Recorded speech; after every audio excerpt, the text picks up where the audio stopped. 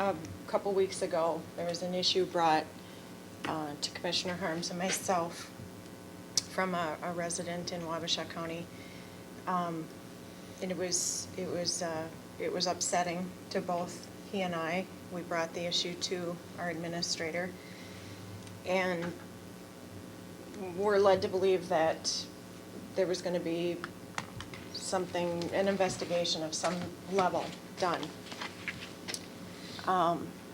Has things progressed? For me personally, the issue changed from being about what a particular employee had done here to the holes in our discipline policy. So, and this is what I wanted to talk to you about last week when our county attorney prevented me from doing that, but that's okay. Sometimes time is a good thing. So what I had prepared last week, I still have prepared today. There are no names in this. This is strictly about policy. I have one for Michael too. I think I do.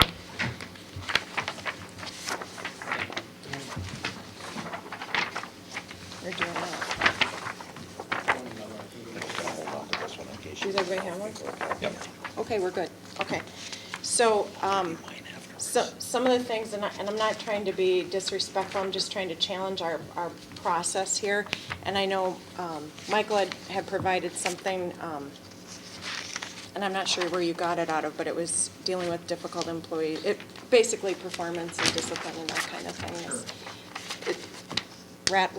Roswick, and Maloney. That firm represents NCIT and Oh, that's right. numerous suits. Right. So this is the policy manual it's their ideal policy manual for how Right. county should deal with these kinds of situations. So I made a copy from their policy manual. Right. Hundreds of pages. Which I didn't give that to you guys, but I was reading through that too, which it kind of coincides with the stuff I have here. So, just really some questions to try to improve our policy and our procedures here. Are Wabasha County's managers and supervisors annually trained in effective use of discipline and documentation? Are we all doing it the same? Are we all trained on how to do it? Do we annually revisit that training so that, if you aren't using something a lot, you aren't real good at it. I mean, you forget all the steps,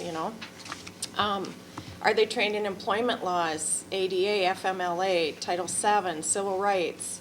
Are they trained in fundamentals of documenting discipline by using the key formula of facts, objectives, solutions, and actions, which is FOSA?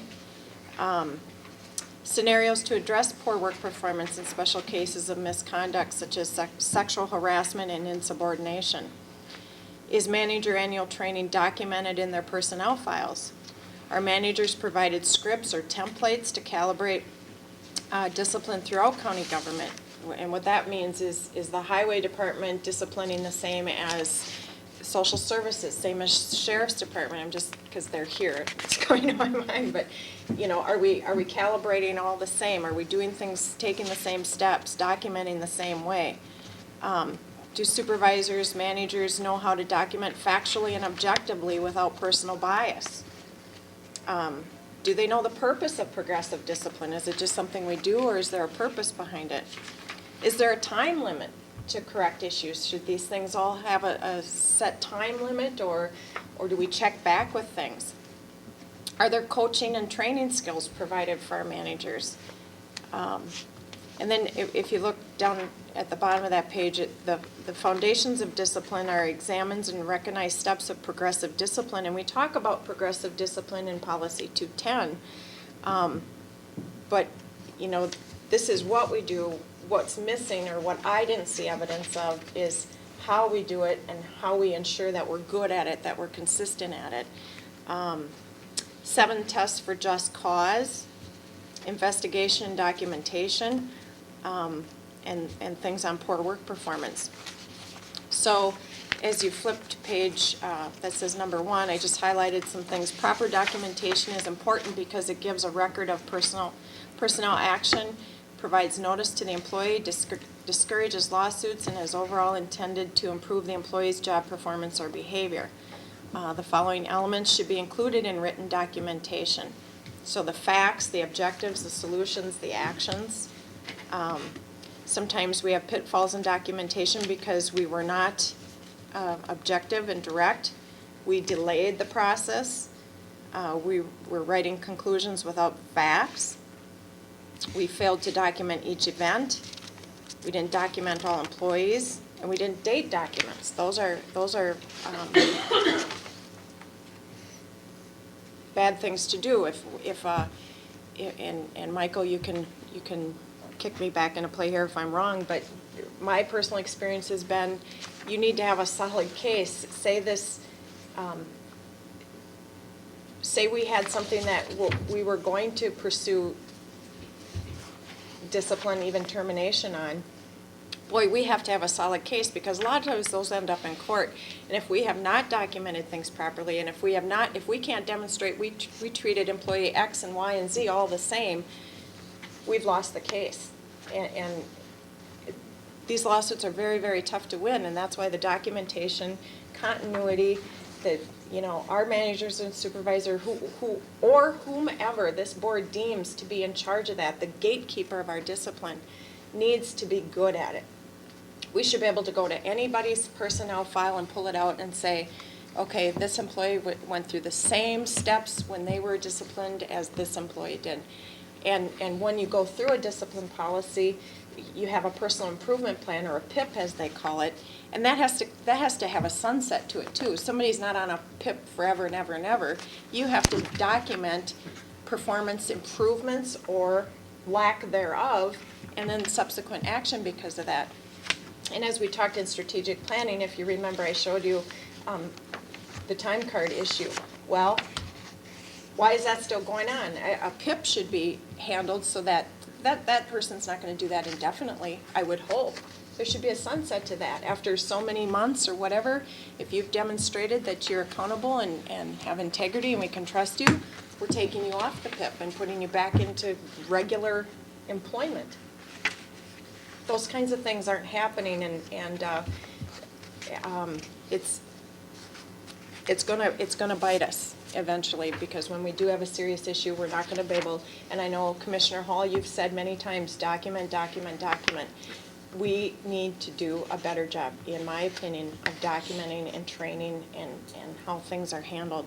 And the next page is just a sample script of a verbal warning, something that can help with training as we, whomever we decide is going to be the gatekeeper for this. If we're going to encourage each individual supervisor to be in charge of this, by George, they ought to have the training and tools they need to do it right and to do it good.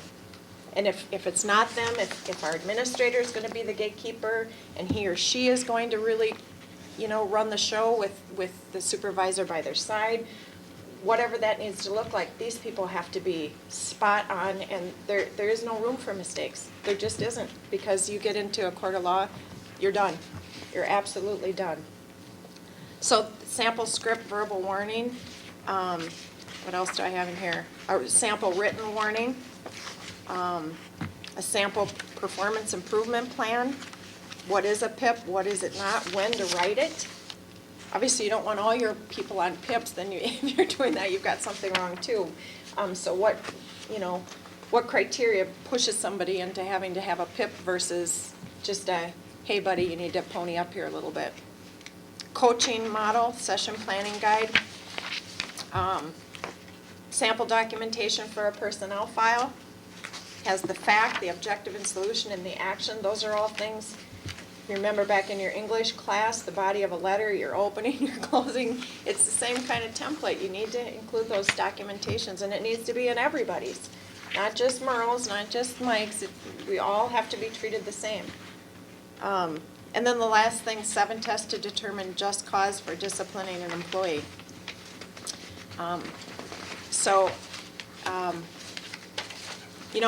I've got other stuff here that talks about, that's more related to what happened, and what happened has happened, and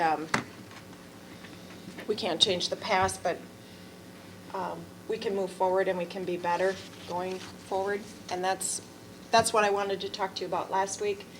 I still wanted to talk to you about it this week. We've got, we've got just a huge opportunity to improve things here. And as I saw things, and I'm not poking fingers at anybody, I just want to give just brief examples. Commissioner Harms, who took this initial complaint, was never ever interviewed as to what he was told. Well, he's key in the investigation, quote unquote, because he was the first point of contact.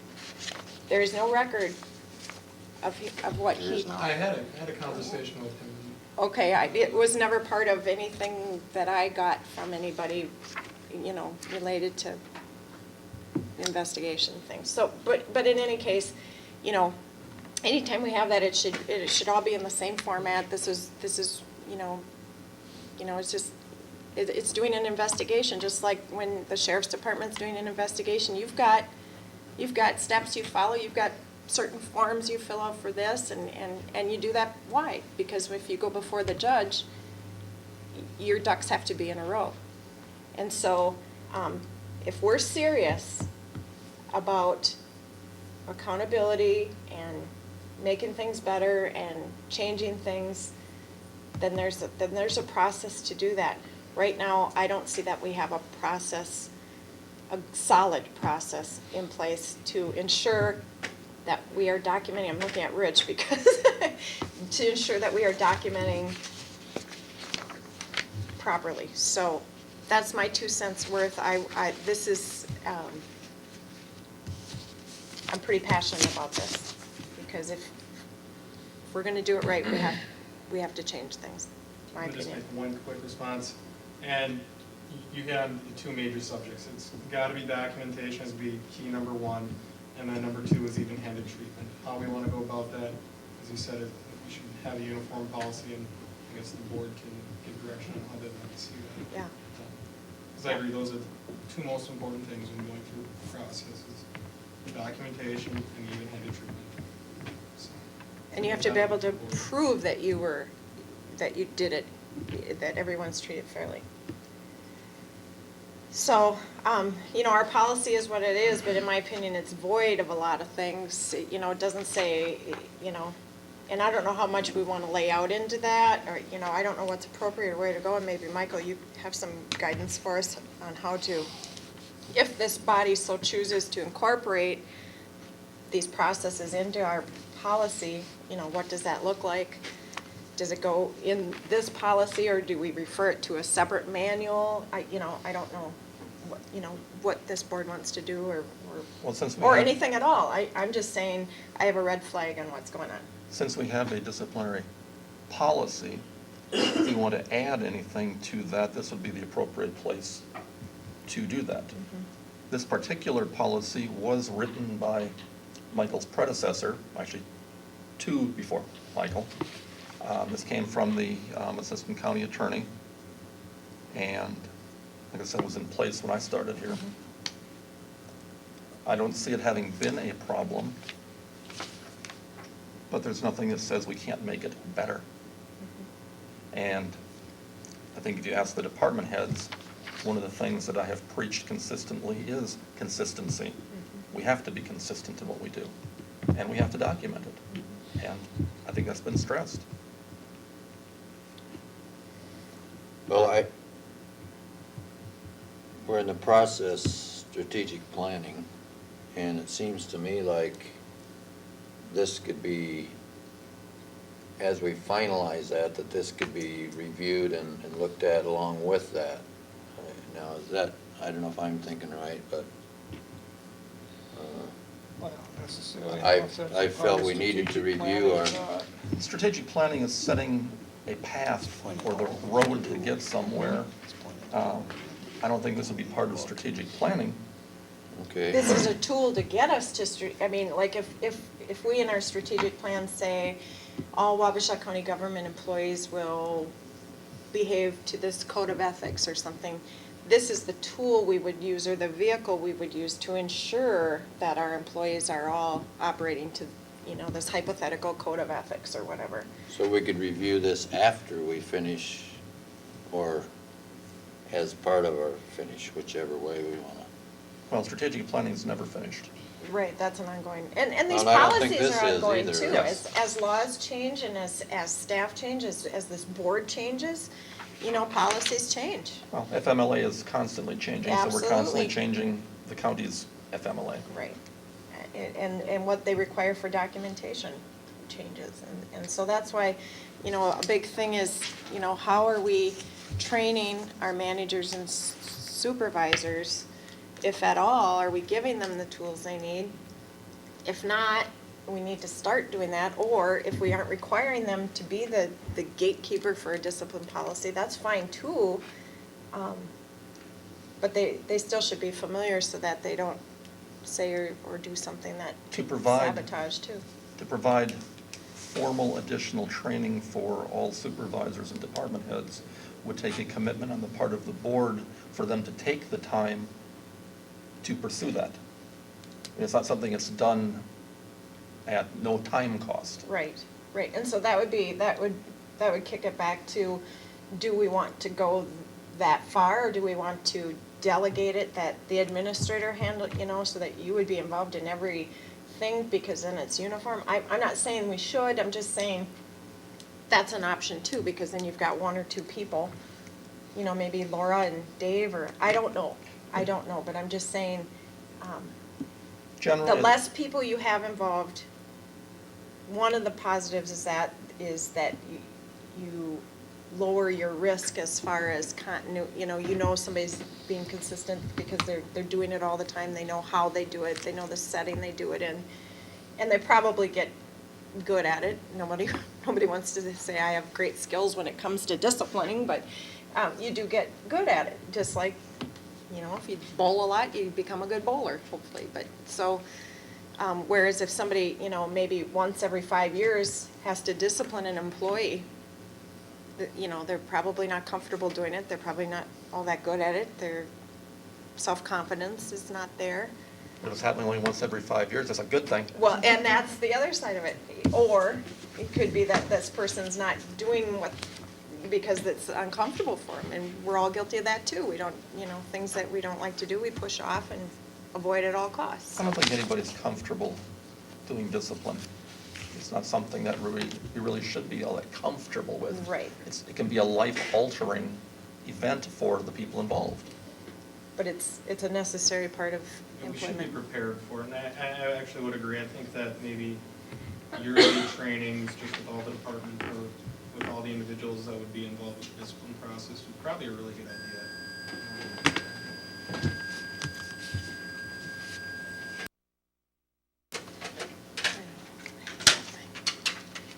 So I Sounds don't- like Nick's slow, you're Welcome gonna to get battery. 1965. Every time that goes off, I reach for the You were born things to see if that's what No, it is. I'm not that old. Well, you brought it up. I was looking at you and I was thinking,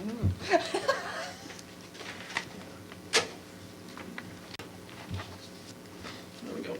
Here's Oh, what go I think ahead. about the policy as a whole. I think the policy that as drafted is very good.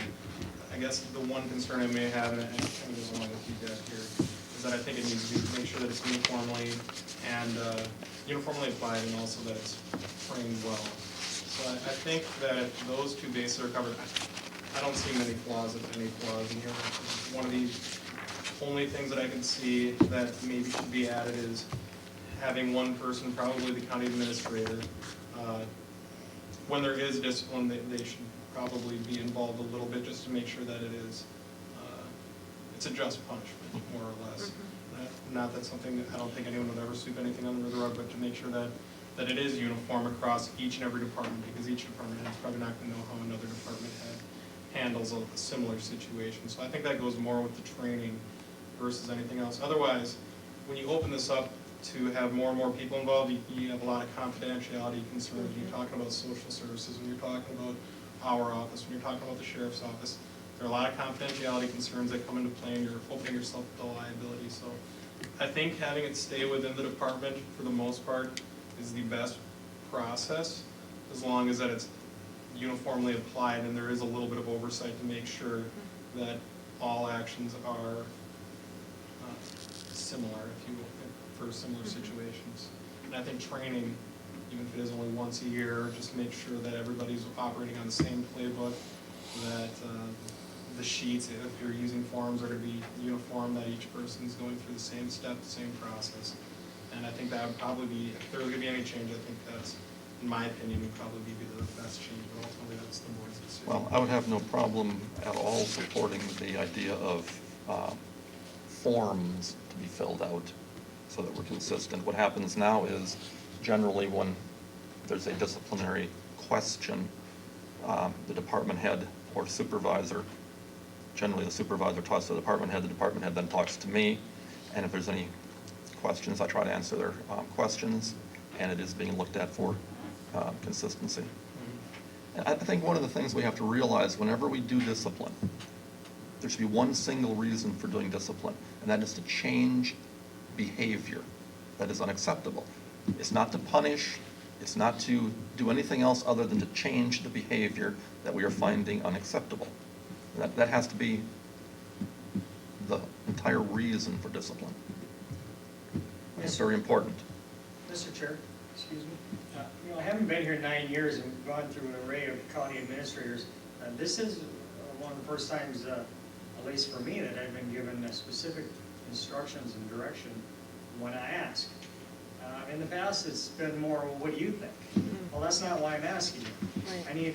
I need to know what you think, and we don't always agree, but I need the other opinion. And so you've been here a little while, and there's been some specific problems that you see. But in my mind, we're getting some direction. We may not be where we want to be at, but we're going somewhere. We're getting that direction. And that's the first time we've seen that, at least in my perspective. Good. Well, I think that's the very reason we're doing strategic planning. We're trying to make sure it's handled. Where do we want to go from here, our goals, our et cetera, so that everything is orderly and everybody understands where we're at with everything. So probably a commissioner room full of disgruntled whatever last week maybe isn't the way to handle things. Right.